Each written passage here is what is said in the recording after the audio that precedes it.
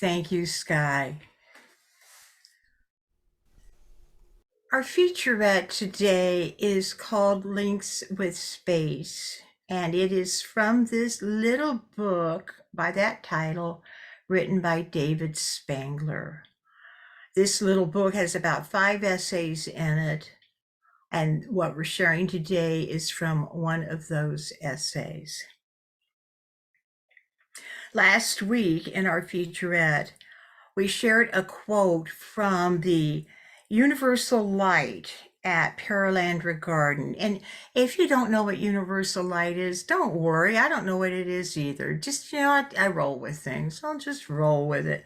So universal light said that each battlefield, each battle, each war is a microcosm reflecting the position of the universe. So often people think war has been an ugly blot on the history of Earth, that it has reflected the ugliness of man on Earth. We do not see it that way, in those judgmental terms. All the wars that have occurred on Earth throughout history have reflected a universal mindset, not a mindset unique to Earth alone.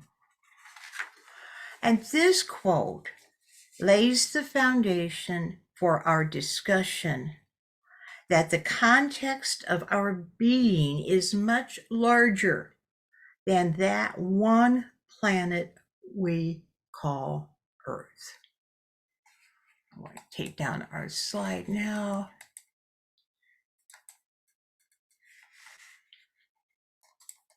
There. We find traces of these ideas in the teachings of Unity's co-founder, Charles Fillmore. And I have a favorite quote, and sometimes when I'm feeling particularly vixen-like or mischievous, I'll pull it out. I'll tell other Unity ministers, have you read where Charles Fillmore said that Jesus was an extraterrestrial? Well, this is where he said it. It's from Keep a True Lamb. He wrote, in order to understand the status of Jesus, we have to visualize a universe like that in which we live, as having existed during billions of years in the past, as having fulfilled its mission in the evolution of a super race of men, and as then passing away, leaving as its fruit God-men with creative power. Jesus was one of the God-men of that ancient creation, and it was his destiny to bring forth from the depths of being a race of potential gods, place them in an environment where they could grow as he grew and become like him, a son of God. And you know who they're talking about, those potential gods, don't you? That's us. That was Jesus' job. And from this, we can surmise that the roots of our spiritual being, our very essence, extend beyond this planet, beyond this universe, and beyond the timeline that we claim as our history. So I ask you, what does it mean to be part of an intergalactic, interdimensional family? To share evolutionary paths with other families of consciousness, to share histories with the beings on other planets, to be affected psychically by events and energies on different planets and different planes. And I also ask you, when did we decide that we were alone? Was that in Eden when we ate from the tree of the knowledge of good and evil and accepted a false definition of God, a definition based on separation, not on oneness? Or could it have been developed over the years by the Mother Church when they outlawed the doctrine of the preexistence of the soul?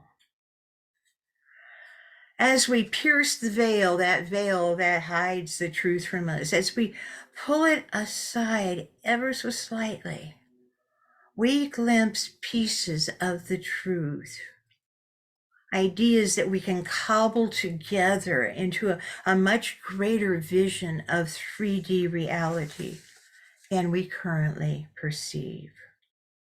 And so today, with our little excerpt from Links with Space, we'll be reading an annotated and excerpted version of a communication from an angelic source. David Spangler, the man who wrote this book, was one of the founders of Findhorn Garden in Scotland. Get comfortable. Greetings to you, my beloved. I am Eloi. I am not upon your human line of evolution. My companions and I are among those who dwell in space and were brought here long ages ago as companions of the God who has created this solar system. As in all living systems, there are in the body of the solar logos, that is the solar system and all its planets on all their levels of being, there are those forces and energies which correspond to waste material. These must be transmuted and reintegrated into the cycle of life as raw material for future creativity.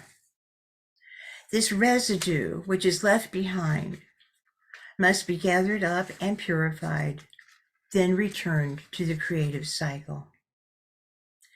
Please understand that for various reasons, Terra, that's us, Earth, was set aside for the special task of being the purifier for your solar system for a period of time.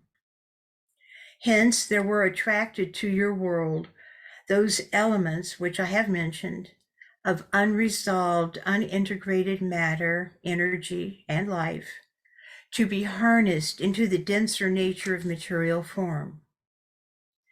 Left in their exposed state, these energies had the power to impact harmfully upon their other systems, the fabric of the solar being and the other planets and their life forms. Thus, Earth became like a kidney in the body of the solar system, regulating and transmuting the energies flowing through the system, removing impurities and returning to the body of the whole only what is harmonious and integrated. Beings who had become tainted with energies of retrogressive evolution or devolution would come to Terra to be cleansed and reunited with the whole.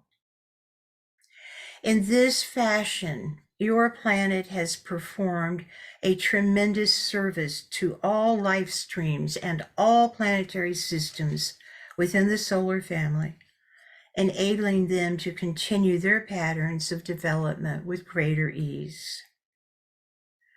No planet or being is asked to perform such a transmutative and sacrificial task endlessly, nor is it allowed to do so. The time must come when it takes up its own pattern of growth, a new service and development.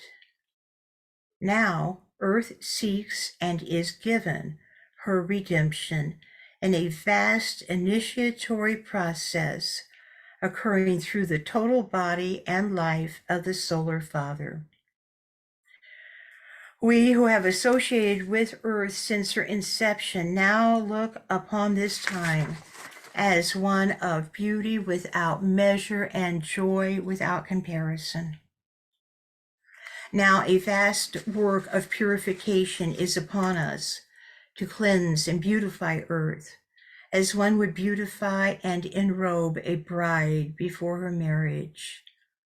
In this fashion, we greet Earth in her time of great joy and accomplishment. She emerged a beautiful goddess from the heart of the Solar Father to take into her own strength the work of gathering in the products of unresolved evolution and giving them a chance to redeem and reintegrate themselves in harmony, without judgment, only with love. The cycle that is now dawning is for Earth a time of purification, rest, healing, and nourishment after her long time as the servant of transmutation for the solar logos. Your work is in this process of purification, but this does not imply a vision of pain and torment. We would not rend Earth, we would heal her. Because you're strong, you can heal and cleanse without fear, with love and with tenderness. We have known Earth for a long, long time, indeed, since her earliest foundations, when she was a being of radiant life. We hail Earth and proclaim her our beloved. We are dedicated to her in every fiber and light of our being. Now we are linking with you. Please uplift Earth in the joy, in the laughter, and in the love of the feast of this great celebration. We recognize that you are still within the outworking of this great event, while to us it is already accomplished. But we wish to link in shared vision. We envy you, for you have been close. You will always carry part of Earth with you. We, who are the handmaidens of this being, must someday see you go forth. You will be our children to creation, for you have entered the deep mystery of creation and have met the test. There are no words to describe the glory of this as we see it. Therefore, we join with you in wordless song and endless praise. And thank you for listening. So we pause for a moment as we allow these words to settle into our consciousness.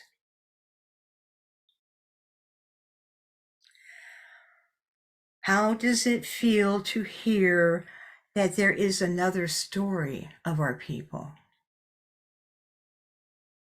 That there is a reason for our centuries of suffering and struggle? To hear that we were never victims, but masters who stepped forward to serve the greater good because we could, because we are strong enough, wise enough, and loving enough to be the instruments of transmutation throughout our solar system. How does that feel to know that that is the truth of you? That is the truth of us, who we came to be, who we are. We find shadows of these ancient truths in many different sources. You remember I said we can lift the veil and see pieces of truth and cobble them together. And today we've talked about an excerpt from Paralandra from Universal Light. And we've talked about the links with space from Bindhorn. And we've had a quote from Charles Fillmore. And now we're going to put a cherry on top and share something from the book of Revelation, because the symbolism of the bride is like a theme that is carried through the description of who and what we are at this time in our history. And this is at the very end of the book of Revelation. Revelation is a very strange book. The first 20 chapters are scary as you can just imagine. And the last 2 are the most beautiful in the Bible. And I've heard that the book of Revelation is really 2 books, that our story could have had 2 different endings. One ending would have been destruction and failure, and the other ending could have been success and glory. And so the first 20 chapters are not the ones we've chosen to live. We've chosen the second ending, the one that is beautiful and glorious. So from chapter 21, we read, "And I saw a new heaven and a new earth. For the first heaven and the first earth were passed away, and there was no more sea. And I saw the holy city, the new Jerusalem, coming down from God out of heaven, prepared as a bride adorned for her husband. And I heard a great voice out of heaven saying, Behold, the tabernacle of God is with men, and he will dwell with them, and they shall be his people. And God himself shall be with them and be their God. And God shall wipe away all tears from their eyes, and there shall be no more death, neither sorrow nor crying, neither shall there be any more pain. For the former things are passed away. And he that sat upon the throne said, Behold, I make all things new. So we pause again. And we notice the symbolism of the bride. And we see the parallel between these two bodies of writing, the end of the old way and the birth of the new way, and the idea that we have entered a new age. The human race has reached an evolutionary threshold in consciousness. Those of us alive today are the midwives of the new heaven and the new earth. We came to facilitate their birth. And we are well equipped for this role and truly honored to be an integral part of this great initiation. And thus ends Featurette. God bless you all.